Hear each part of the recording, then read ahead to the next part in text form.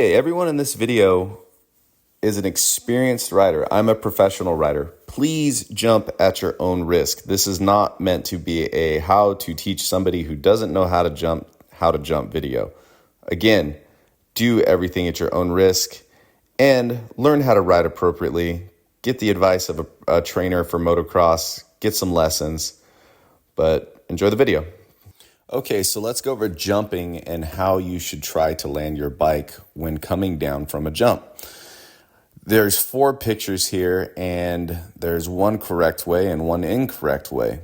And a lot of people are going to look at these 4 pictures and say that one of them is the correct way to land and the other one is not. But in order to land effectively on a dirt bike and have the suspension work the way it's supposed to, you need to land front end first. You don't want to be too far on the front end because they end up going over the bars, but it's kind of a precision thing where you use your body to adjust the bike once you take off the jump. And you do that by pulling yourself forward, using your legs to pull the back end up. And it's very similar to almost like bunny hopping a bicycle, but you're dealing with a 200-pound machine, so you can't really bunny hop it as easily as a bicycle, but using your body in the air is really important. And I'm going to go over why it is very important to land with your front end first and not back end first.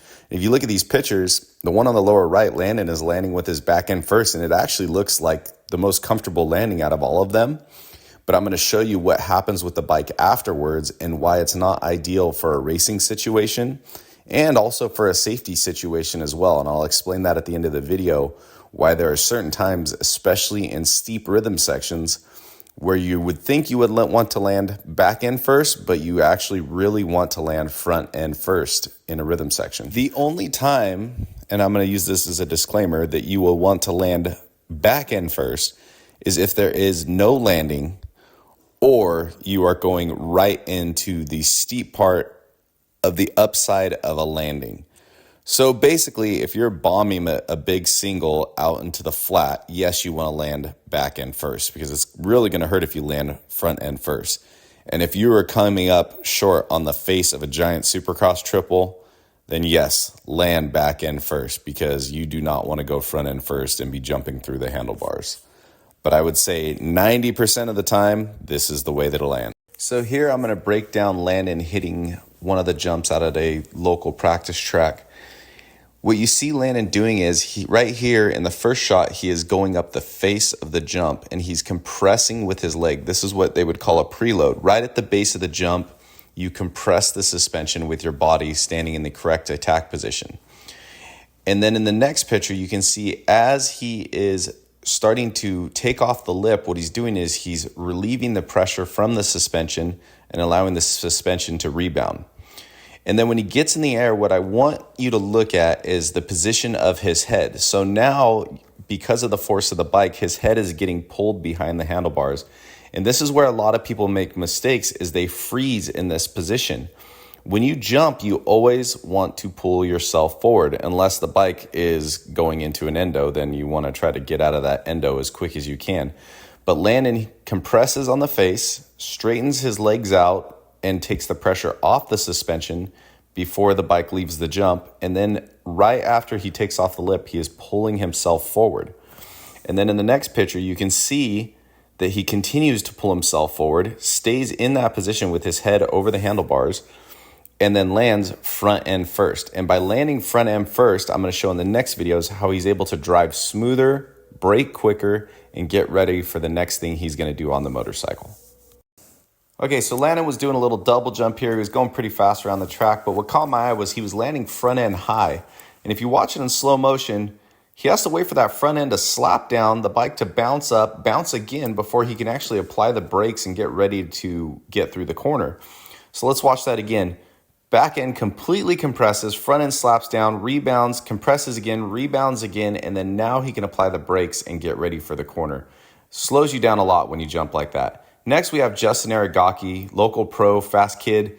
He's actually jumping the double, and if you watch it in slow motion, he lands front end first, and there's very little movement from his motorcycle when he lands. The suspension works better when you land front end first. Okay, so we got Landon working on it. He was doing a little bit more preload, getting that bike landing about level, just not pulling himself up far enough when he takes off the jump. So preload, takes off, front end comes up, but he needed to pull himself a little bit more forward. He landed level. We'd like to land just front end slightly before the rear end does. But pretty good job, getting better. So then up next, we got Landon. This is when he finally started to get it. He was coming over that jump. He was coming up to it. He would preload right at the base here. Preload, extend, pull his head forward, get that head over the handlebars, land front end first. One bounce, then he can apply the brakes, get ready for the corner, ready to go. So we went over the rhythm section and started working on manipulating the bike through the air. And if you watch Landon here, he's jumping, landing front end first. And then on the next one, if you watch, he lands correctly, lands front end first, but the back tire clips it. Now, if his front end was high, he would clip that. It would the rear end would compress. It would throw him forward, and then you're just riding a bucking bronco through that entire section. So good job landing by getting that front end down, landing front end first. And now here's me jumping the rhythm section, and in real time you can't catch it. But when I slow it down here, if you watch, I triple in and I come up short. A lot of people think when you triple in and you're going to come up short, pull that front end up. But if you watch, I actually land front end first with both tires. I land right into the peak of it. And what this allows me to do, it allows the suspension to work correctly, work in unison, and it allows me to get the next triple. So even though I come up short with both tires in this rhythm section, it allows me to get the next triple. So here we go. Slow it down again. Front end hits right at the peak. Front end first, then rear end. All right, so in summary, it's motocross. Motocross is dangerous. Jumping is dangerous. I'm just a guy that's been doing this for, almost 30 years. I'm just giving some information. Do everything at your own risk. Take what I say with a grain of salt, but motocross is fun. Jumping's fun, but please go out and be safe and learn how to do everything appropriately before you go and try to send a big jump.